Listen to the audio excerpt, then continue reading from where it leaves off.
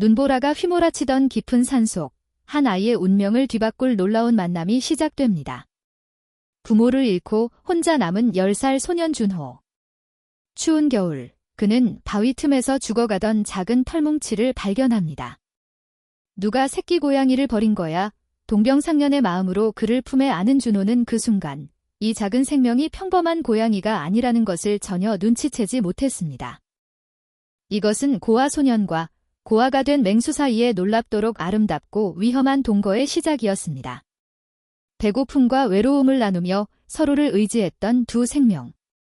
준호는 손이 시려움을 무릅쓰고 얼음 낚시를 하며 복돌이에게 먹이를 가져다 주었고, 복돌이는 점점 커져가는 정체를 숨긴 채 충성스러운 동반자가 되어 주었습니다. 하지만 평화는 오래가지 않았습니다.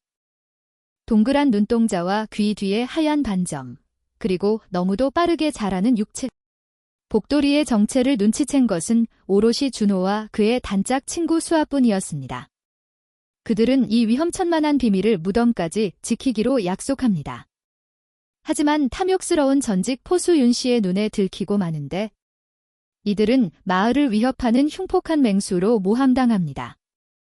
어른들의 두려움과 욕심 앞에 내몰린 소년과 그의 반려자.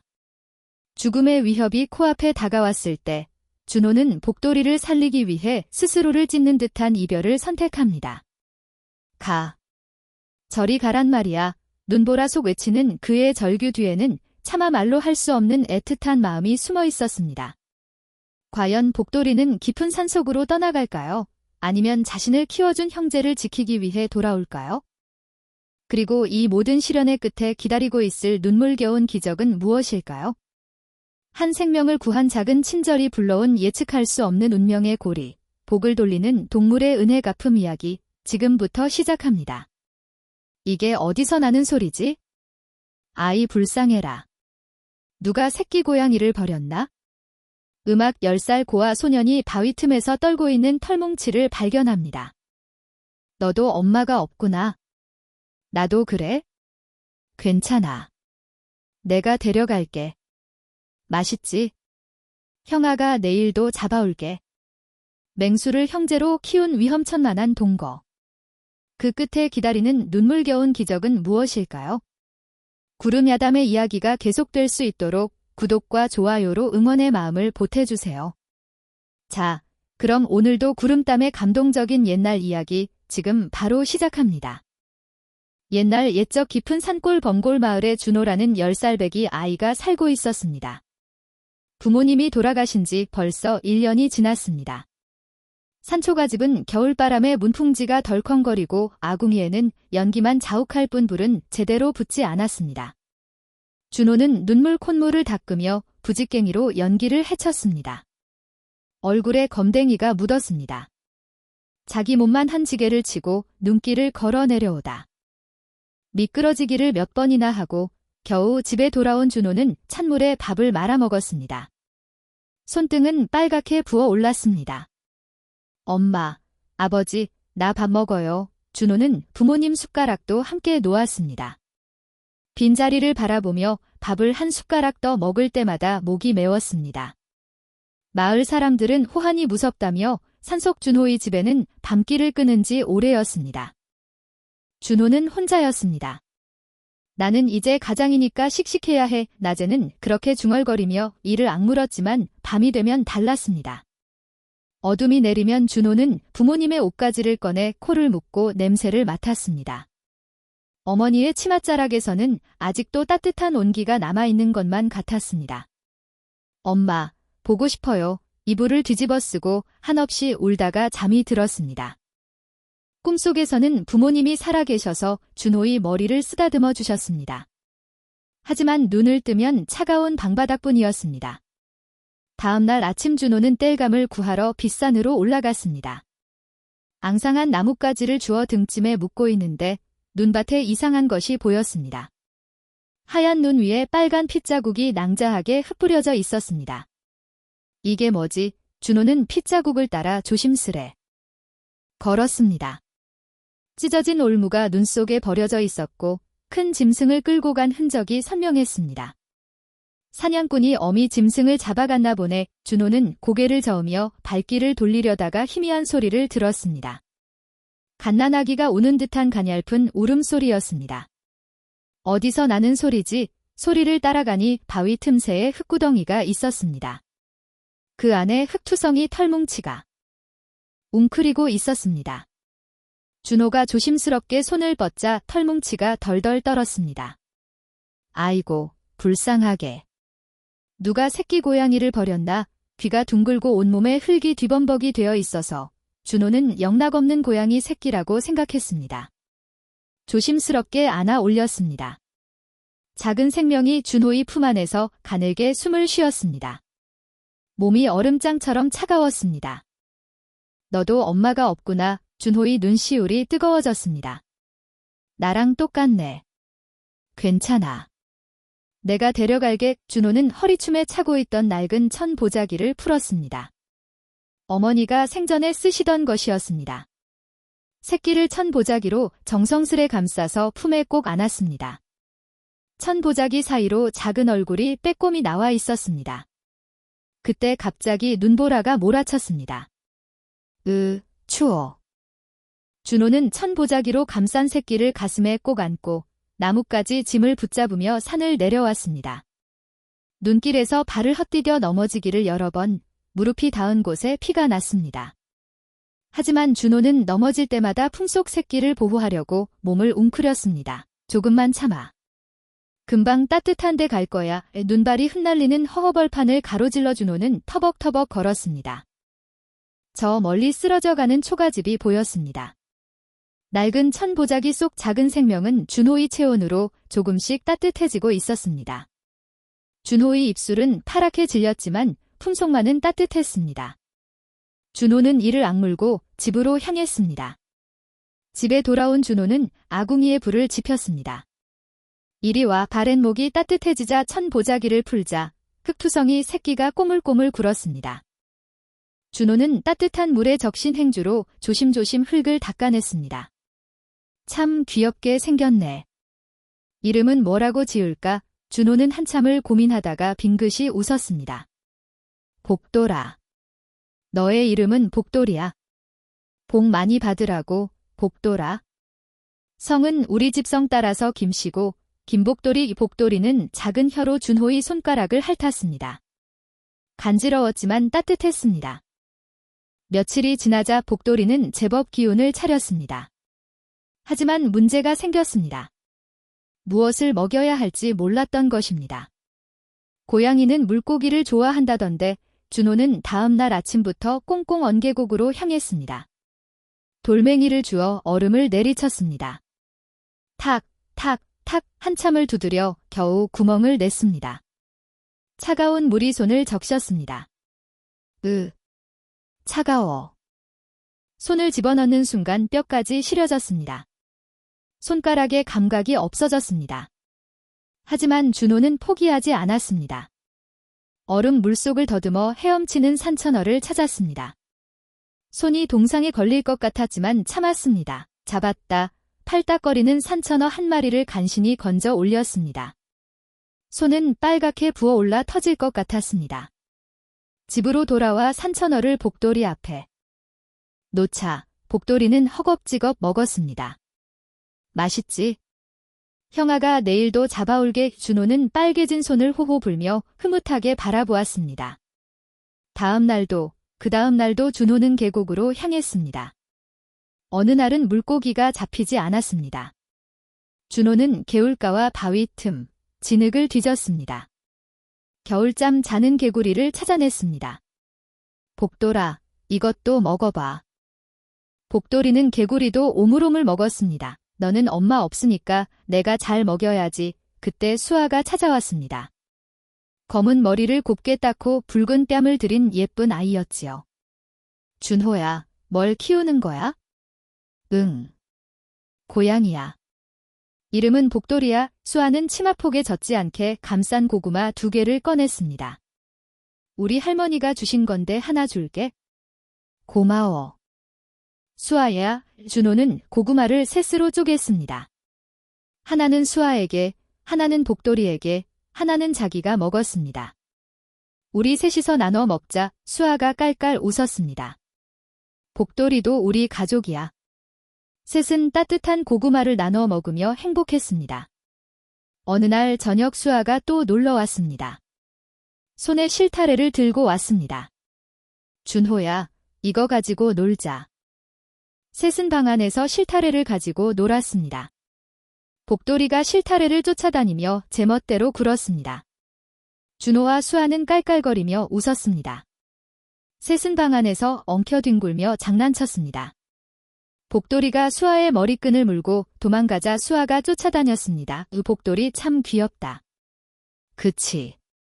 우리 복돌이가 세상에서 제일 귀여워. 정말 강산이던 집에 웃음소리가 울려 퍼졌습니다. 따뜻한 온기가 돌았습니다. 준호는 이제 혼자가 아니었습니다. 배는 고팠지만 마음은 배불렀습니다. 누군가를 지켜줘야 한다는 책임감이 10살 준호를 버티게 했습니다. 밤이 되어 수아가 돌아간 후 준호는 복돌이가 배불리 먹고 잠든 모습을 보았습니다. 나는 엄마도 아버지도 없지만 너는 내가 있잖아. 내가 너 잘 키울 거야. 준호도 복돌이 옆에 누워 잠이 들었습니다. 이것이 준호에게 가장 행복한 순간이었습니다. 앞으로 어떤 시련이 닥칠지 몰랐지만 지금 이 순간만큼은 완벽했습니다. 봄이 되자 복돌이는 놀랄 만큼 빨리 자랐습니다. 처음에는 준호의 두 손에 쏙 들어오던 녀석이 어느새 무릎만 해졌고 여름이 되자 준호 허리춤까지 올라왔습니다. 발이 어린아이 주먹보다 커졌습니다. 와, 복돌아 너 정말 쑥쑥 크는구나. 준호는 신기해하며 복돌이를 쓰다듬었습니다. 이상한 일도 벌어졌습니다. 마을에서 제일 사나운 똥개 검둥이가 준호의 집 앞을 지나가다가 코를 벌렁거리더니 갑자기 꼬리를 가랑이 사이에 감추고 낑낑대며 오줌을 지렸습니다. 검둥아, 너 왜 그래? 개는 뒤도 안 돌아보고 도망쳤습니다. 다른 개들도 마찬가지였습니다. 우리 복돌이 덩치만 컸지? 아직 아기라니까. 겁쟁이들 같으니 준호는 빙긋이 웃으며 대수롭지 않게 넘겼습니다. 그러던 어느 날 아침, 준호는 마루 밑에서 놀라운 것을 발견했습니다. 산토끼 한 마리와 꿩 한 마리가 놓여 있었습니다. 이게 어디서 온 거지? 복돌이는 아랫목에서 입가에 붉은 피를 묻힌 채 곤히 자고 있었습니다. 꼬리를 살랑살랑 흔들며 준호를 올려다보았습니다. 복돌아, 내가 잡아온 거야. 준호는 깜짝 놀랐습니다. 아이고, 우리 복돌이가 나 굶지 말라고 효도를 하네. 산신령님이 보내주신 복덩이가 맞구나. 준호는 기쁜 마음으로 꿩을 손질했습니다. 아궁이에 장작을 지피고 석쇠를 올렸습니다. 지글지글 꿩다리가 노릇하게 익어가며 타닥타닥 불꽃이 튀었습니다. 담백한 고기 냄새가 방 안가득 퍼졌습니다. 우와! 냄새 좋다. 준호는 침을 꿀꺽 삼켰습니다. 고기를 먹어본 게 1년도 넘었습니다. 복돌이는 생고기와 뼈를 오독오독 아삭아삭 씹어 먹었습니다. 야생짐승처럼 사나운 모습이었지만 준호는 그저 대견하기만 했습니다. 복돌아 맛있지? 형아도 먹을게. 준호는 구운 꿩고기를 한 입 빼어 물었습니다. 담백하고 쫄깃한 고기가 입안에서 씹혔습니다. 이렇게 맛있는 게 세상에 또 있을까? 오랜만에 배불리 먹으니 눈물이 날 것 같았습니다. 복돌이는 뼈를 우두둑 씹어 먹고 있었습니다. 고기 굽는 냄새가 마을까지 퍼졌습니다. 저 집에서 웬 고기 굽는 냄새가 나냐? 글쎄 말이다. 부모도 없는 아이가 무슨 고기를 구워 먹나? 혹시 도둑질한 거? 아니냐? 마을 사람들이 수군거렸지만 준호는 그런 줄도 모르고 행복해했습니다. 볼에살이 조금 오르는 것 같았습니다. 이제 살았다. 그러다 문득 복돌이의 입을 보고 준호는 큼직했습니다. 송곳니가 너무 컸습니다. 보통 고양이와는 차원이 달랐습니다. 하지만 배부름과 행복감이 그 불안을 덮어버렸습니다. 뭐 어때? 우리 복돌이인데? 준호는 복돌이를 꼭 껴안았습니다. 그 무렵 범골 마을에 한 사내가 돌아왔습니다. 윤씨였습니다. 한때는 비단 옷을 입고 다녔지만 지금은 찌든 때가 낀 누더기 차림이었습니다. 허리춤에는 낡은 칼과 약초 광주리를 차고 있었습니다. 땡전 한 푼 없으니 다시 산이라도 뒤져야 하나 윤 씨는 바닥에 가래침을 떨어뜨리며 투덜거렸습니다. 1년 전 윤 씨는 준호 부모에게서 산삼을 한양에서 팔아 큰 돈을 손에 쥐었습니다. 하지만 주색잡기에 빠져 단 1년 만에 모두 탕진하고 빈털터리가 되어 돌아온 것입니다. 윤 씨는 마을을 어슬렁거리며 준호의 집 쪽을 기웃거렸습니다. 혹시 죽은 부모가 숨겨둔 또 다른 비상금이나 귀한 약초가 없을까 하는 도둑놈 신보였지요. 그때 준호의 집에서 묘한 냄새가 흘러나왔습니다. 윤 씨는 코를 벌름거렸습니다. 비릿하면서도 묵직한 짐승 냄새였습니다.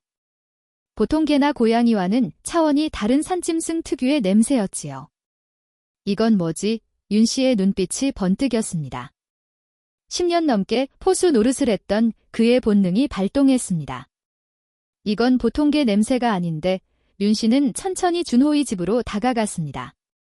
이거 산짐승 냄새야. 그것도 큰 놈. 윤 씨의 입가에 비릿한 미소가 번졌습니다. 돈 냄새가 나는데 그가 슬금슬금 집으로 다가가려는데 집 안에서 낮고 위협적인 소리가 울려왔습니다. 윤 씨는 본능적으로 한 발 물러설 수밖에 없었지요. 전직 포수였지만 등골이 서늘해졌습니다. 하지만 곧 욕심이 두려움을 이겼습니다. 저 정도라면 가죽값이 대박이겠는데 윤 씨의 머릿속에서 이미 계산이 끝났습니다. 저 가죽을 벗기면 한양 대감들이 얼마를 줄까? 그래, 저 고아 녀석이 뭘 키우는지 두고 보자. 윤 씨는 음흉한 웃음을 지으며 돌아섰습니다. 한편 집안에서 준호는 복돌이의 이상한 반응을 보며 고개를 갸웃거렸습니다. 복돌아, 왜 그래? 무서운 게 있어? 복돌이는 여전히 문 쪽을 노려보며 이를 드러냈습니다. 준호는 문을 열어 밖을 내다보았지만 아무도 없었습니다. 아무도 없는데. 복돌아, 괜찮아. 준호가 복돌이를 쓰다듬어 주었지만 복돌이는 쉽게 진정되지 않았지요. 준호는 알지 못했습니다. 저 멀리서 자기와 복돌이를 노려보는 탐욕스러운 시선이 있다는 것을. 며칠 뒤 따사로운 오후였습니다. 준호와 수아는 마루에 나란히 앉아 복돌이의 털을 골라주고 있었지요. 햇살이 마당 가득 내리쬐어 따뜻했습니다. 복돌아, 기분 좋지? 복돌이는 수아의 무릎을 베고 누워 골골 소리를 냈습니다. 수아는 복돌이의 얼굴을 쓰다듬다가 문득 고개를 갸우뚱거렸지요. 준호야, 이상해. 복돌이 눈 좀 봐. 수아가 복돌이의 얼굴을 햇빛 쪽으로 돌렸습니다. 역광을 받아 복돌이의 눈동자가 황금색으로 투명하게 빛났지요. 우와, 예쁘다. 준호가 감탄했지만 수아의 표정은 심각했습니다. 아니야. 고양이는 해가 중천에 뜨면 눈동자가 바늘처럼 가늘어져야 하잖아. 수아는 조심스레 말을 이었지요. 근데 복돌이는 눈이 계속 둥글어. 꼭 사람 눈처럼. 준호는 복돌이의 눈을 자세히 들여다보았습니다. 정말로 눈동자가 동그란 구슬처럼 둥글었습니다. 얘가 워낙 순해서 눈도 둥글둥글한가 보지. 준호는 대수롭지 않게 웃었습니다. 하지만 촌장 할아버지에게 옛날 이야기를 많이 들은 수아는 찜찜함을 떨칠 수 없었지요. 수아는 조심스럽게 복돌이의 귀를 뒤집어 보았습니다. 수아가 숨을 들이켰습니다. 검은 털 바탕에 선명한 하얀 반점이 보였지요. 준호야, 이것 봐. 왜? 그게 뭔데? 우리 할아버지가 그러셨어. 귀에 하얀 반점이 있는 건 상구님만 가진 가짜 눈이라고. 수아의 목소리가 떨렸지요. 그러니까 복돌이는 호랑이라는 거야. 준호는 복돌이를 다시 보았습니다. 이제 보니 확실했습니다. 검은 줄무늬, 동그란 눈동자, 귀 뒤에 하얀 반점. 순간 두 아이는 말을 잃었습니다. 복돌이가 준호를 올려다보았지요. 커다란 눈망울에 걱정스러운 빛이 가득했습니다. 복돌이가 준호의 손을 핥았습니다. 여전히 평소처럼 애교를 부렸지요. 준호는 복돌이를 꼭 껴안았습니다. 나한테는 그냥 복돌이야. 수아는 준호의 흔들림 없는 모습에 마음을 놓았습니다. 그래, 맞아. 우리 복돌이는 착하잖아. 수아가 갑자기 준호의 입을 막으며 속삭였습니다. 어른들이 알면 복돌이 잡아가거나 죽일 거야. 무덤까지 비밀이야. 응, 무덤까지. 준호도 고개를 끄덕였지요. 그때 수아가 장난스러운 표정으로 새끼 손가락을 쑥 내밀며 눈을 동그랗게 떴습니다. 좋아. 무덤까지 비밀. 대신 조건이 있어? 그게 뭔데? 나중에 너 어른 되면 딴 여자 보지 말고 꼭 나 성기 삼아야 해. 수아가 빙긋이 웃었지요. 딴 데 장가가 가면 내가 복돌이한테 확 깨물어 버릴 거야. 준호의 얼굴이 빨개졌습니다. 그래. 약속할게. 준호는 새끼 손가락을 걸었습니다. 수아가 깔깔 웃었지요. 도장 찍어 두 아이는 엄지손가락을 맞대며 웃었습니다. 복돌이도 그 사이에서 꼬리를 흔들었지요. 따사로운 햇살 아래 세 식구의 평화로운 오후였습니다. 여름이 지나고 가을이 왔습니다. 어느 날 준호가 심하게 알아누웠지요. 온몸이 불덩이처럼 뜨겁고 기침이 멈추지 않았습니다. 준호는 이불을 뒤집어 쓰고 덜덜 떨었습니다. 감기였지요. 복돌이는 준호 곁을 떠나지 않았습니다. 낑낑대며 준호의 손을 핥아주었지요. 복돌아, 괜찮아. 형아 금방 나을 거야. 준호는 웃으려 했지만 힘이 없었습니다. 며칠째 제대로 먹지 못해 배는 바짝 붙었지요. 물조차 넘기기 힘들었습니다. 복돌이는 불안한 듯 방 안을 서성거렸습니다. 그러더니 갑자기 문을 밀고 밖으로 나갔지요. 복돌아, 어디가? 준호는 손을 뻗었지만 복돌이는 사라진 뒤였습니다.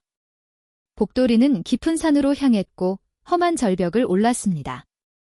발톱이 바위에 걸려 빠지면서 피가 흘렀지요. 복돌이는 아픔을 참으며 더 높이 올랐습니다. 준호를 살릴 약초를 찾아야 했던 것입니다. 해가 지고 달이 떴지요. 복돌이는 절벽 틈새에서 자라는 산삼을 발견했습니다. 조심스레 입으로 물었지요. 그리고 다시 산을 내려왔습니다. 피투성이가 된 발을 질질 끌며 준호의 집으로 돌아왔지요. 방문이 열리고 흙투성이가 된 복돌이가 들어왔습니다. 복돌아, 준호는 간신히 눈을 떴습니다. 복돌이는 입에 물고 있던 산삼을 준호 앞에 놓았지요. 쌉싸름한 향이 방 안에 퍼졌습니다. 이게 뭐야? 준호는 그제야 복돌이의 발을 보았지요. 피가 맺혀 있었습니다. 복돌아, 너 다친 거야? 준호의 눈에서 눈물이 주르르 흘렀습니다. 나 살리려고 험한 산에 올라간 거야. 복돌이는 준호를 핥아주며 낑낑거렸지요. 준호는 복돌이를 꼭 껴안고 펑펑 울었습니다. 고마워, 복돌아. 정말 고마워. 짐승이 사람보다 낫지 않습니까? 10살 아이를 위해 목숨을 걸고 약초를 구해온 복돌이. 준호는 복돌이의 발을 조심스레 감싸주었지요. 아팠지? 많이 아팠지? 미안해. 복돌아. 복돌이는 준호의 얼굴을 핥아주며 꼬리를 흔들었습니다. 준호는 산삼을 먹고 조금씩 기운을 차렸지요. 며칠 뒤에는 일어나 앉을 수 있었습니다. 복돌아, 너 아니었으면 나 죽었어. 준호는 복돌이를 쓰다듬었습니다. 우리 평생 같이 살자. 복돌이가 골골골 소리를 냈습니다. 그 무렵 윤씨는 준호의 집을 빈틈없이 감시하고 있었습니다. 어느 날 아침 윤씨는 준호의 집 주변을 어슬렁거리다가 마당에서 이상한 것을 발견했지요. 거대한 발자국이었습니다. 보통 개나 고양이의 발자국과는 차원이 달랐지요. 어른 남자의 손바닥만한 크기였습니다. 윤씨의 눈이 번뜩였지요. 역시 호랑이였어. 그것도 제법 큰 놈이군. 윤씨는 입맛을 다시었습니다. 머릿속으로 계산이 빠르게 돌아갔지요. 저 정도 크기면 호피값이 얼마겠어? 한양 대감들이 군침을 흘릴 만한 물건이야. 윤씨는 음흉한 미소를 지었습니다. 하지만 혼자서는 어려웠지요. 호랑이는 위험한 짐승이었습니다. 사람이 더 필요했습니다. 윤씨는 마을 사람들을 찾아다니기 시작했지요. 아니, 촌장님, 큰일 났습니다. 무슨 일인가? 준호 그 녀석이 요물을 키우고 있습니다. 호랑이를 키우고 있다니까요. 호랑이를 마을 사람들이 웅성거렸지요. 호랑이라고? 말도 안 돼. 하지만 요즘 준호의 집 주변에서 이상한 소리가 들린다는 말이 있지 않았나. 윤 씨는 거짓말과 진실을 섞어가며 말을 이어갔습니다. 그 짐승이 다 자라면 마을 사람들이 위험합니다. 당장 없애야 합니다. 그게 정말인가? 제 눈으로 똑똑히 봤습니다. 거짓말하면 제가 벌 받습니다. 윤 씨의 말에 마을 사람들은 불안해하기 시작했지요. 호랑이가 있다면 우리 아이들이 위험하지 않겠소? 맞소. 호한을 당하면 어쩌려고 윤 씨는 속으로 쾌재를 불렀습니다. 계획대로였지요. 한편 준호와 수아는 마을 사람들의 시선이 달라진 것을 느꼈습니다. 준호야, 사람들이 우릴 이상하게 쳐다봐. 수아가 불안한 목소리로 말했지요. 왜 그러는 거지? 준호도 불안했습니다. 마을 아이들도 더 이상 준호와 놀지 않았지요. 어른들이 말렸기 때문입니다. 준호랑 놀지 마라. 위험하다.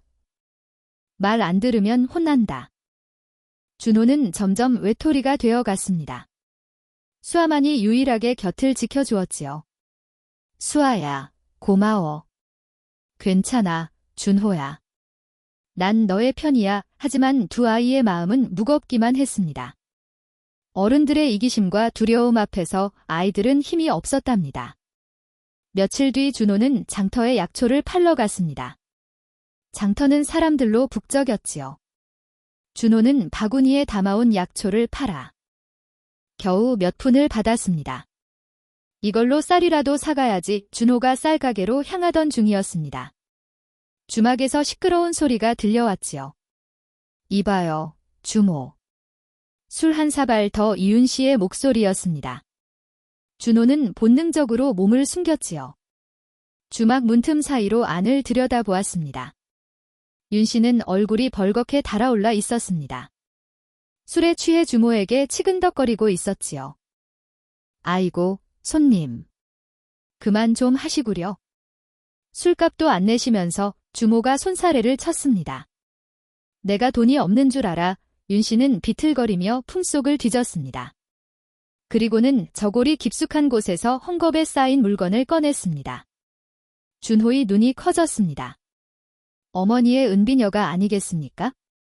이걸로 술값을 통째로. 주모가 눈이 휘둥그레졌습니다. 어머나. 이게 은비녀 아니요. 귀한 물건인데. 조용히 해. 윤 씨가 주위를 둘러보며 혀꼬인 소리로 중얼거렸지요. 이게 워낙 귀한 거라 한양 가서 팔면 훔친 게 들통날까 봐 내가 1년을 묻어둔 건데. 준호의 온몸이 얼어붙었습니다. 에라, 모르겠다. 오늘 술값은 이걸로 통째로. 고맙습니다. 손님. 주모가 은비녀를 받아들었지요. 준호는 두 주먹을 불끈 쥐며 그 모습을 지켜보았습니다. 어머니가 목숨보다 아끼던 비녀였습니다. 할머니께 물려받은 유일한 유품이었지요. 그 소중한 비녀가 술값으로 넘어가는 순간이었습니다. 준호의 눈에서 눈물이 주르르 흘렀지요. 하지만 슬픔만은 아니었습니다. 아버지와 어머니가 실족사한 게 아니었어. 준호는 이를 악물었습니다. 저 비녀와 돈 때문에 윤 씨한테 당한 거였어. 분노가 가슴속에서 치솟았지요. 준호는 주막 앞에서 한참을 서 있었습니다. 하지만 아이가 무엇을 할 수 있겠습니까? 준호는 고개를 떨구고 돌아섰습니다. 집으로 돌아오는 길, 준호는 계속 울었습니다. 복돌이가 준호를 반겼지요. 하지만 준호의 이상한 기운을 느꼈는지 걱정스럽게 낑낑거렸습니다. 복돌아.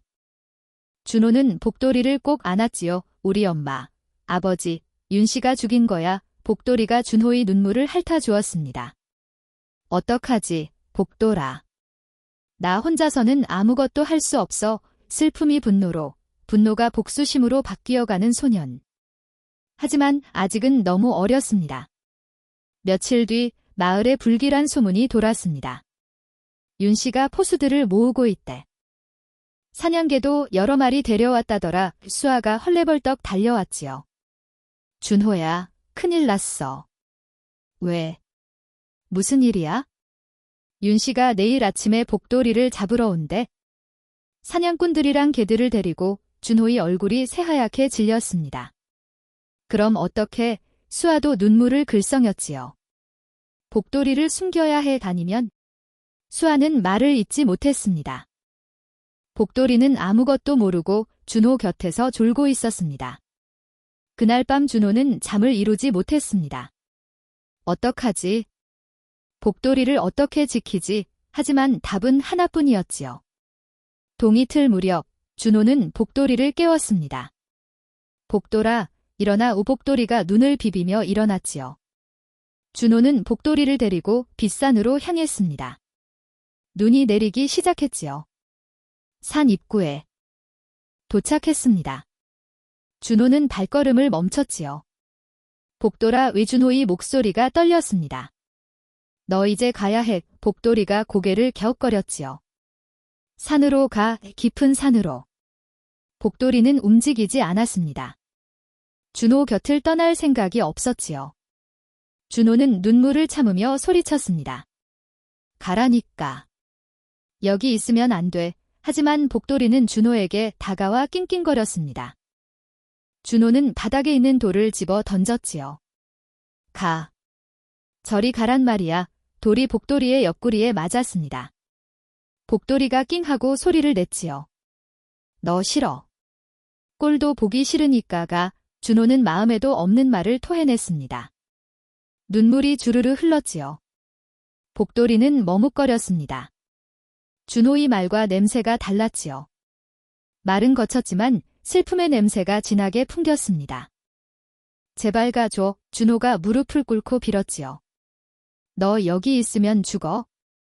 나쁜 사람들이 너를 죽이러 와해. 준호는 오열했습니다. 형아가 널 싫어해서 그러는 게 아니야? 너를 살리고 싶어서 그래. 복돌이는 준호의 간절한 눈빛을 읽었지요. 복돌이는 천천히 뒤돌아섰습니다. 산 쪽으로 걸어가기 시작했지요. 하지만 몇 걸음 가다 멈춰 섰습니다. 뒤를 돌아보았지요. 가. 돌아보지 말고 가란 말이야. 준호가 악을 썼습니다. 복돌이는 다시 걸었지요. 또 멈춰 섰습니다. 또 뒤돌아보았습니다. 준호는 눈밭에 주저앉아 통곡했지요. 복돌이는 마지막으로 한 번 더 뒤돌아보았습니다. 그리고는 숲속으로 사라졌지요. 복돌아, 미안해. 준호는 눈밭에 엎드려 한없이 울었습니다. 형아가 너무 약해서 미안해. 너를 지켜주지 못해서 미안해. 하얀 눈이 준호의 등 위에 소복이 쌓였지요. 그때 누군가 준호를 끌어안았습니다. 수아였지요. 준호야. 울지마. 수아도 눈물을 흘리며 준호를 안아주었습니다. 잘한 거야. 복돌이를 살린 거야. 두 아이는 눈 내리는 산 입구에서 한참을 울었지요. 자식을 떼어놓는 부모의 심정이 이런 것일까요? 준호의 가슴은 찢어지는 것만 같았답니다. 다음 날 아침, 윤 씨는 포수들과 사냥개를 이끌고 준호의 집으로 들이닥쳤습니다. 준호, 나와라. 윤 씨의 고함 소리에 준호는 문을 열었지요. 호랑이는 어디 있느냐? 없어요. 이미 보냈어요. 준호는 떨리는 목소리로 대답했습니다. 윤 씨는 집 안을 뒤졌지요. 하지만 복돌이는 없었습니다. 이 녀석이 거짓말을. 윤 씨가 준호의 멱살을 잡아 흔들었습니다. 정말 없어요. 산으로 보냈다니까요. 그럴 리가 있나? 윤 씨는 준호를 마당 한가운데로 끌고 나왔지요. 멍석 위에 던져버렸습니다. 너를 미끼로 쓰면 되겠구나. 윤 씨가 음흉하게 웃었지요. 주인이 위험하면 그 영물이 가만히 있겠느냐? 분명 나타날 게다. 포수들과 사냥개들이 준호를 빙 둘러쌌습니다. 개들이 으르렁거렸지요. 여기서 꼼짝 말고 앉아 있어라. 준호가 일어서려 하자 개들이 짖었습니다. 준호는 겁에 질려 다시 주저앉았지요. 준호야, 수아가 달려왔습니다. 이러지 마세요. 준호는 아무 잘못도 없어요. 수아가 윤씨 앞을 가로막았지요. 비켜라, 계집애야. 윤씨가 수아를 거칠게 밀쳤습니다. 수아가 땅바닥에 넘어졌지요. 수아야. 준호가 일어나려 하자 사냥개 한 마리가 달려들어 위협했습니다. 준호는 다시 주저앉을 수밖에 없었습니다. 해가 중천에 올랐지요. 준호는 멍석 위에서 떨고 있었습니다. 윤씨와 포수들은 산을 노려보며 기다렸지요. 저 호랑이 녀석, 분명 주인을 보러 올 거야. 하지만 복돌이는 나타나지 않았습니다. 준호는 속으로 빌었지요. 복돌아, 오지 마. 제발 오지 마. 해가 기울기 시작했습니다. 윤씨가 짜증을 냈지요. 왜 안 나타나는 거야? 윤씨가 준호에게 다가와 험악한 얼굴로 위협했습니다. 이 녀석, 뭔 짓을 한 게 틀림없어. 윤씨가 주먹을 불끈 쥐며 준호를 노려보았지요. 준호는 겁에 질려 몸을 움츠렸습니다. 진짜로 다른 곳에 보냈어요. 준호가 떨리는 목소리로 악을 썼습니다. 복돌이는 안 와요. 절대 안 온다고요. 준호의 눈에서 눈물이 흘렀지요. 오지 마, 복돌아. 여기 오면 죽어. 준호는 산을 향해 외쳤습니다. 그 순간이었지요.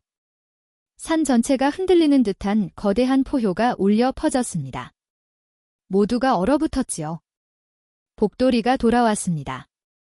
어흥, 산 전체가 울렸습니다. 나무들이 흔들리고 새들이 일제히 날아올랐지요. 칠흑 같은 그림자가 산 위에서 내려왔습니다. 복돌이었지요. 하지만 이제는 준호 무릎에 쏙 들어오던 그 작은 새끼가 아니었습니다. 집채만한 거대한 호랑이였지요. 검은 줄무늬는 더욱 선명해졌고 이마의 왕자는 위엄을 뿜어냈습니다. 푸른 빛이 도는 눈동자가 횃불보다 밝게 빛났지요. 포수들이 뒷걸음질 쳤습니다. 사냥개들은 꼬리를 말고 오줌을 싸며 도망쳤지요. 주인의 명령도 듣지 않았습니다. 복돌이는 천천히 마당으로 내려왔습니다. 한 걸음 한 걸음 내디딜 때마다 땅이 진동했지요. 낮고 위협적인 소리가 목구멍에서 울려 퍼졌습니다. 총을 쏴, 윤씨가 소리쳤지요. 포수 한 명이 떨리는 손으로 총을 겨눕니다. 탕! 총소리가 울렸지요. 하지만 복돌이는 꿈쩍도 하지 않았습니다. 총알이 빗나간 것인지 아니면 신령스러운 기운에 막힌 것인지 알 수 없었지요. 헛것이다. 포수들이 공포에 질려 소리쳤습니다. 복돌이는 오직 윤씨만 노려보았지요. 다른 사람들은 거들떠보지도 않았습니다. 으르렁. 복돌이가 한 걸음 더 다가왔지요. 으아, 윤씨가 비명을 질렀습니다. 복돌이는 윤씨를 향해 천천히 걸어갔지요. 찬물을 끼얹듯 압박했습니다. 살려줘. 윤씨가 뒤로 물러섰지요. 그때 준호가 소리쳤습니다. 복돌아, 안 돼. 복돌이가 걸음을 멈췄지요. 준호를 돌아보았습니다. 사람을 해치면 안 돼. 그러면 너도 나쁜 놈이 되는 거야? 준호의 목소리가 떨렸지요. 복돌이는 한참을 준호를 바라보았습니다. 그리고는 윤씨를 마을 뒤 벼랑 쪽으로 천천히 몰아갔지요. 윤씨는 뒷걸음질 치며 도망쳤습니다. 복돌이는 그를 쫓았지요. 빠르지도 느리지도 않게 도망칠 수 없을 만큼만 쫓아갔습니다. 마을 사람들은 그 광경을 억눌린 채 바라보았지요. 저게 정말 호랑이인가?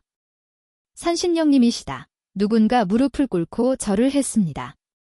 복돌이의 위험 앞에서 사람들은 공포와 경외를 동시에 느꼈지요. 복돌이는 윤씨를 천천히 몰아갔습니다. 윤씨는 비명을 지르며 빗산으로 도망쳤지요. 복돌이는 그 뒤를 따랐습니다. 저리 가. 저리 가란 말이야. 윤씨가 떨리는 손으로 총을 다시 겨누지요. 탕. 총알이 날아갔습니다. 하지만 신기하게도 복돌이에게는 맞지 않았지요. 총알이 빗나가거나 허공에서 튕겨나갔습니다. 이럴 수가. 윤씨는 믿을 수 없다는 표정이었지요. 10년 넘게 포수 노릇을 했지만 이런 일은 처음이었습니다. 복돌이는 천천히 다가왔지요. 저속하지도 않았습니다. 복돌이가 앞발로 땅을 쳤습니다. 쿵! 땅이 지진처럼 흔들렸지요. 윤씨가 중심을 잃고 비틀거렸습니다. 제발 살려줘. 윤씨가 무릎을 꿇고 빌었지요. 하지만 복돌이는 멈추지 않았습니다. 한 걸음 한 걸음 다가왔지요. 윤씨는 계속 뒤로 물러섰습니다. 어느새 마을 뒷산 벼랑 끝에 다다랐지요. 뒤를 돌아보니 까마득한 낭떠러지였습니다. 윤씨는 앞도 뒤도 갈 수 없었지요. 복돌이가 윤씨 앞에 섰습니다. 거대한 몸집이 산처럼 버티고 있었지요. 푸른빛 눈동자가 윤씨를 내려다보았습니다. 살려줘. 내가 잘못했어. 윤씨가 손을 비비며 빌었습니다. 복돌이가 입을 벌리자 날카로운 송곳니가 드러났습니다. 낮은 으르렁거림이 윤씨의 온몸을 얼렸지요. 윤씨는 공포에 질려 이성을 잃고 오줌을 지렸습니다. 제발, 제발. 복돌이는 물지 않았습니다. 준호의 말을 기억했지요. 사람을 해치지 말라는 말을. 복돌이는 단지 압박할 뿐이었습니다. 윤씨가 뒤로 한 걸음 물러섰습니다. 그 순간 발밑에 돌이 굴러 떨어졌지요. 윤씨가 중심을 잃었습니다. 마을 사람들이 숨죽이며 지켜보았고 준호와 수아도 멀리서 그 광경을 보고 있었습니다. 하늘의 심판이 내려지는 순간이었습니다. 살려줘. 윤씨가 비명을 질렀습니다. 내가 뭘 잘못했다고. 복돌이가 한 걸음 더 다가갔습니다. 아니, 내가 잘못했어. 잘못했다고. 윤씨는 죽음의 공포 앞에서 이성을 잃고 횡설수설하기 시작했습니다. 준호 부모, 그래, 내가 죽였어. 마을 사람들이 숨을 죽였지요. 하지만 일부러 죽인 게 아니야. 윤씨가 울먹이며 외쳤습니다. 산삼, 그거, 산삼 하나만 내놓으면 살려줬을 텐데. 윤씨의 목소리가 떨렸지요. 그것들이 안 내놓고 버티니까 밀친 거야? 뭐라고? 준호가 소리쳤습니다. 온몸이 떨렸지요. 그래, 사고였어. 실수였다고. 윤씨는 자신의 잘못을 피해자 탓으로 돌렸지요. 그것들이 욕심 부리지 않았으면 안 죽었어. 내 탓이 아니야. 저 나쁜 놈. 마을 사람들이 분노했습니다. 저런 비겁한 놈을 봤나? 죽는 순간까지 반성을 안 하는구나. 준호는 가슴이 찢어지는 것 같았지요. 엄마, 아버지. 준호가 무릎을 꿇고 오열했습니다. 산삼 때문에 돌아가신 거였어. 그것도 저런 나쁜 놈한테. 수아가 준호를 끌어안았지요. 준호야, 울지 마. 하지만 준호는 멈출 수 없었습니다. 억울함과 분노와 슬픔이 한꺼번에 터져나왔지요. 우리 부모님 억울하게 돌아가신 거야? 준호가 가슴을 치며 울었습니다. 마을 사람들도 눈시울을 붉혔지요. 우리가 미안하다. 준호야. 우리가 믿어줬어야 했는데. 복돌이는 여전히 윤씨를 노려보고 있었습니다. 푸른 눈빛에 심판의 불빛이 타올랐지요. 윤씨가 공포에 질려 뒤로 물러섰습니다. 안 돼, 살려줘. 제발. 하지만 하늘은 비겁한 자를 용서하지 않았습니다. 복돌이가 한 걸음 더 다가왔습니다. 윤씨는 공포에 질려 뒤로 물러섰지요. 저리가.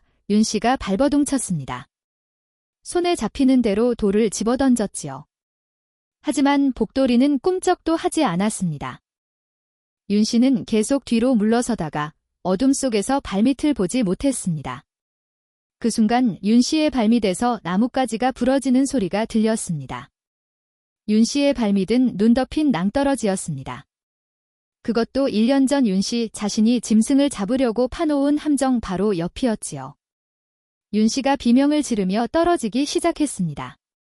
살려줘. 윤씨의 마지막 외침이 산에 울려 퍼졌습니다. 쿵.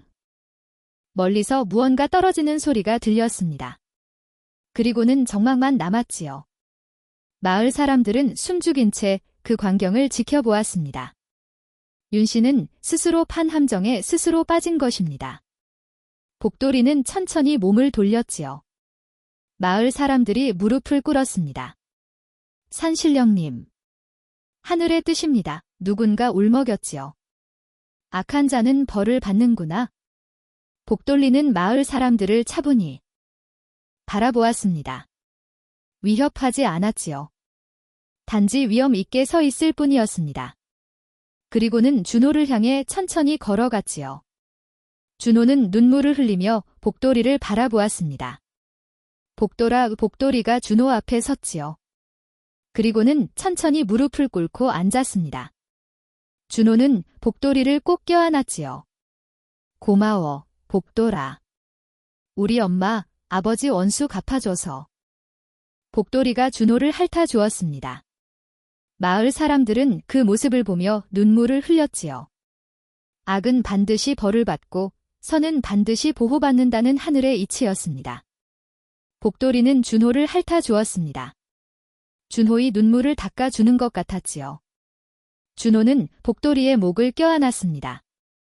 집채만한 호랑이였지만 준호에게는 여전히 어리광쟁이 동생이었습니다. 형아가 보고 싶었어. 복돌이는 목구멍에서 낮고 부드러운 소리를 내며 대답하는 것 같았습니다. 수아도 조심스레 다가왔습니다. 복돌아, 나도 있어. 복돌이가 수아도 핥아주었지요. 수아는 복돌이의 큰 목을 끌어안았습니다. 우리 복돌이 참 착하다. 마을 사람들은 멀리서 그 광경을 지켜보며 무서워서 벌벌 떨었지만 신기했습니다. 저 무시무시한 상군이 아이들 앞에서는 순한 양처럼 얌전하지 않습니까? 촌장이 먼저 다가와 무릎을 꿇었습니다. 준호야, 미안하다. 정말 미안하다. 이 촌장의 눈에서 눈물이 흘렀습니다. 우리가 너를 믿지 못했구나. 내 부모님의 억울함을 외면했구나. 다른 마을 사람들도 하나둘씩 다가왔습니다. 준호야, 우리가 잘못했다. 내가 힘들 때 외면해서 미안하다. 이제라도 우리가 너를 도와줄게. 마을 사람들이 준호의 손을 잡고 울었습니다. 준호도 눈물을 흘렸습니다. 괜찮아요. 이제 다 괜찮아요. 복돌이는 그 모습을 조용히 지켜보고 있었습니다. 준호는 복돌이의 큰 머리를 쓰다듬었습니다. 복돌아, 너 이제 마을에 내려올 수 없어. 준호의 목소리가 떨렸습니다. 사람들이 겁내지는 않지만 너는 이제 산의 주인이야. 여기 마을이 아니라 저 깊은 산이 내 집이야. 복돌이는 준호를 조용히 바라보았습니다. 밥 잘 챙겨 먹어야 해. 알았지? 준호가 웃으려 했지만 눈물이 났지요. 아프지 말고, 다치지 말고, 건강하게 잘 살아야 해. 준호는 복돌이의 등을 쓰다듬었습니다. 형아가 가끔 보러 올게. 너무 보고 싶으면 산 아래까지만 내려와. 알았지? 준호는 복돌이를 꼭 껴안았습니다. 너 만나서 정말 행복했어. 복돌이도 커다란 앞발로 준호를 조심스레 안아주었습니다. 수아도 눈물을 흘리며 복돌이에게 말했습니다. 복돌아, 우리 잊지 마. 우리도 절대 안 잊을게. 복돌이는 수아도 핥아주었습니다. 한참을 그렇게 있다가 준호가 물러섰지요. 이제 가. 은혜 집으로. 준호는 웃으며 손을 흔들었습니다. 복돌이가 낮게 포효했습니다. 작별 인사였지요. 복돌이는 천천히 산을 향해 걸었습니다. 몇 걸음 가다 멈춰서 뒤를 돌아보았습니다. 마치 사람처럼. 그리고는 달빛을 받으며 산속으로 사라졌습니다. 산신령님, 누군가 절을 올렸습니다.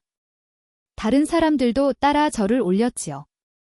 준호의 가슴은 아팠지만 마음은 따뜻했습니다.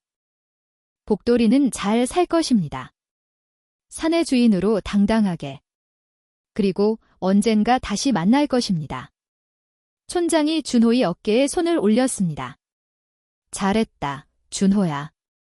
참 잘했다. 준호는 마을을 돌아보았습니다. 이제 혼자가 아니었지요. 복돌이는 떠났지만 마을 사람들이 있었습니다. 그리고 무엇보다 복돌이가 산에서 잘 살 것이라는 것을 알았습니다. 10년의 세월이 흘렀습니다. 준호는 이제 어엿한 청년이 되었습니다. 그 옆에는 고운 처녀가 된 수아가 서 있었지요. 오늘은 두 사람의 혼례 날이었습니다. 준호의 집은 이제 낡은 초가집이 아니었지요. 튼튼하고 번듯한 너와집으로 바뀌어 있었습니다. 마당에는 마을 사람들이 가득 모여 축하해 주었지요. 준호야, 축하한다. 수아도 참 예쁘구나. 촌장이 두 사람 앞에 섰습니다. 준호야, 내가 이렇게 훌륭한 청년으로 자라다니. 10년 전 부모 없이 혼자 남은 10살 아이가 이제는 마을 최고의 신만이가 되었구나. 준호는 고개를 숙였습니다. 다 마을 어른들 덕분입니다. 아니다. 너희 성실함 덕분이지. 촌장이 준호의 어깨를 두드렸지요. 그리고 촌장이 산을 바라보았습니다. 산군님의 보살핌 덕분이기도 하고 마을 사람들도 고개를 끄덕였지요. 지난 10년간 준호는 복돌이를 직접 만나지는 못했습니다. 하지만 산에 오를 때마다 복돌이가 자신을 지켜주고 있음을 느꼈지요. 처음에는 산길에 놓인 거대한 발자국이었습니다. 준호가 가는 길을 따라 멀찍이 서 지켜있는 호랑이 발자국. 마치 길을 안내하는 것 같았지요. 어느 날은 준호가 깊은 산에서 길을 잃었습니다. 해가 지고 두려워서 떨고 있는데 저 멀리서 호랑이 울음소리가 들렸습니다. 준호는 그 소리를 따라갔고 그렇게 무사히 산을 내려올 수 있었습니다. 또 어느 날은 산에서 멧돼지 무리를 만났지요. 위험한 순간이었습니다. 그때 숲속에서 으르렁거리는 소리가 들리자 멧돼지들이 겁에 질려 도망쳤습니다. 복돌아. 준호가 불렀지만 대답은 없었지요. 다만 나뭇가지가 흔들리며 무언가 사라지는 소리만 들렸습니다. 그렇게 10년이 흘렀습니다. 준호는 복돌이의 보호 덕분에 산에서 귀한 약초를 많이 캘 수 있었습니다. 위험한 곳에서 나는 귀한 것들을 안전하게 구했지요. 그렇게 모은 돈으로 집을 고치고 수아와의 혼례를 준비했습니다. 마을 사람들은 준호를 경외심 섞인 눈으로 바라보았지요. 저 청년은 상고님의 보살핌을 받는구나. 하늘이 도우시는 거야? 혼례식이 끝나고 마을 사람들이 돌아간 뒤 준호와 수아는 마당에 나란히 섰습니다. 준호야, 수아가 준호의 손을 잡았습니다. 복돌이가 지켜보고 있을까? 응, 분명 보고 있을 거야. 준호는 산을 바라보았습니다. 달빛이 산봉우리를 비추고 있었지요. 복돌아. 준호가 산을 향해 외쳤습니다. 나 오늘 수아랑 결혼했어. 행복하게 잘 살게. 메아리가 산에 울려 퍼졌지요.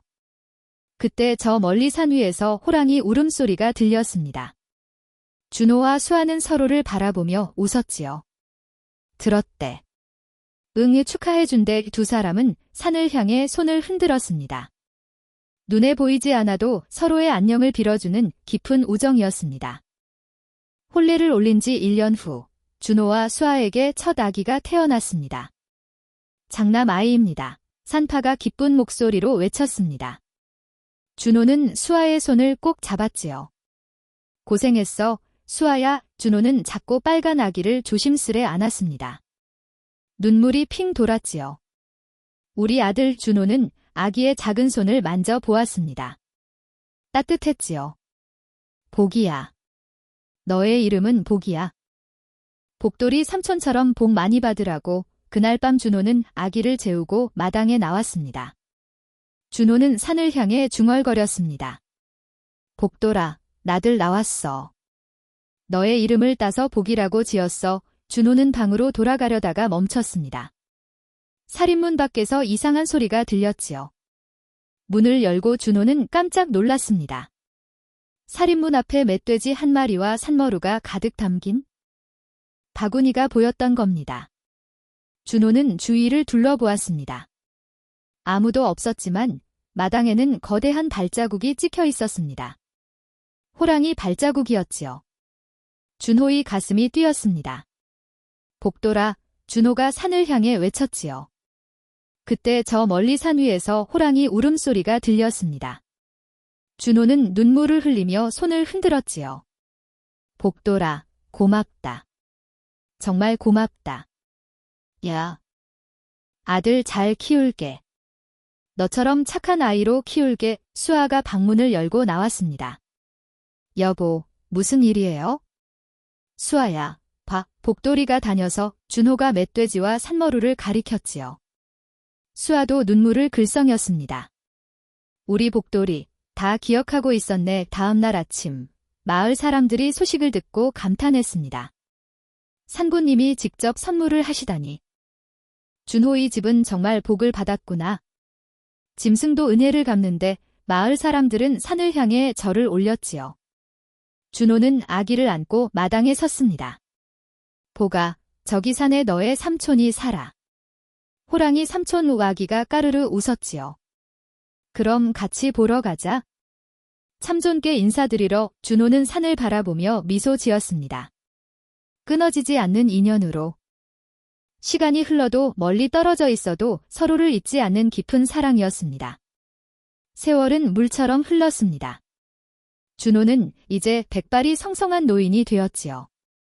허리는 굽었지만 눈빛만은 여전히 맑았습니다. 어느 가을 저녁, 준호는 마루에 앉아 손주들을 무릎에 앉혔지요. 할아버지, 옛날 이야기 해주세요. 호랑이 이야기요. 준호는 빙긋이 웃으며 고개를 끄덕였습니다. 그래, 할아버지가 어릴 적 이야기를 해줄게. 준호는 천천히 이야기를 시작했습니다. 부모님을 잃고 혼자 남았던 10살 겨울 이야기, 눈 속에서 떨고 있던 작은 생명을 만난 이야기. 그래서 할아버지는 그 녀석을 복돌이라고 이름 지었단다. 우와, 아이들의 눈이 반짝였지요. 준호는 복돌이와 함께한 날들을 이야기했습니다. 배고플 때 산천어를 잡아먹이던 1. 복돌이가 산토끼와 꿩을 잡아와 구워 먹던 1. 산삼을 물어다준 1. 그리고 나쁜 사람이 할아버지를 괴롭힐 때 복돌이가 나타나서 할아버지를 지켜줬단다. 호랑이가 할아버지 친구였어요. 그래, 친구이자 동생이었지? 할아버지, 복돌이는 지금 어디 있어요? 손주가 물었습니다. 준호는 석양이 지는 산을 바라보았습니다. 저 산 어딘가에서 편히 쉬고 계실 거야. 사실 준호는 30살이 되었을 무렵 복돌이를 마지막으로 봤답니다. 그때 준호는 이미 두 아이의 아버지였지요. 그래도 복돌이가 보고 싶어 산입구까지 올라갔습니다. 복돌아, 준호가 한참을 기다렸지만 아무 대답이 없었습니다.